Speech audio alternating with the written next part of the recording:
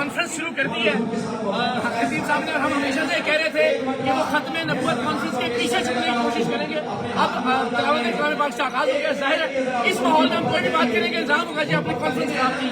3.5 گھنٹے سے ہم یہاں موجود ہیں. حضرت ابھی تک غائب ہے, ان کے چیلے یہاں سے الجھ رہے ہیں, موبائل چھیننے کی کوشش کر رہے ہیں. اور انتظامیہ اللہ تعالیٰ سلامت رکھے ان نوجوانوں کو.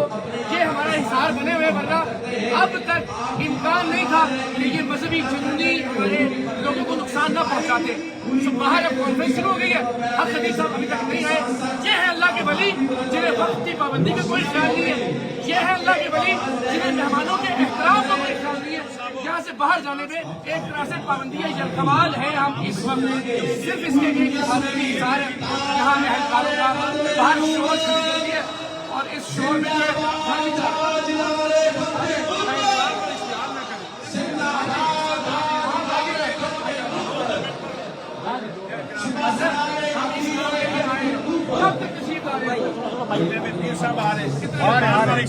آپ بتا دینا. آپ بیٹھیں. آپ کیوں چلے جائیں؟ ٹائم بتا دیں. حضرت کانفرنس شروع ہو گئی ہے. آپ نے الزام لگانا اپنی کانفرنس خراب احترام رکھتا ہے. اس کو نہیں بتایا اس سے آپ نے مجمع لگا لیا, مجمع سارے لگوا رہے ہیں. اور آپ بار کھڑے ہو کے دھمکی دے رہے ہیں کہ جو ہوگا پھر آپ ذمہ دار ہیں. یہ نہ کریں. ہم آپ کے مہمان ہیں لیکن ہم آپ سے کسی نام کی توقع نہیں کرتے. ہمیں وقت بتا دیں ورنہ آپ جائیں. آپ کے لیے ٹائم بتا دیں. آپ ہمارے ہم سے بتا رہے ہیں. آپ ادھر ذمہ دار ہے. آپ کے سامنے موبائل چھیننے کی کوشش نہیں ہوئی.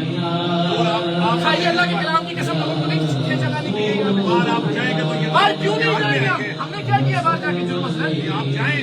جرم کیا باہر جانے کے؟ جس طرح آپ نے میری بات سنی چھتوں میں 2 گھنٹے کھڑے کیے ہوئے. کس نے؟ آپ اللہ کی تعریف کو ساتھ میں. اللہ کی تعریف کو کھڑے کیے. آپ قدم بڑھائے, ہم تمہارے ساتھ ہیں. پاکستان کے عوام کا حق ہے مجھے اس کو سپورٹ کریں. میں کہہ رہا ہوں اللہ کی تعریف کو جس نے بلایا ہوں ایسے ایسے 1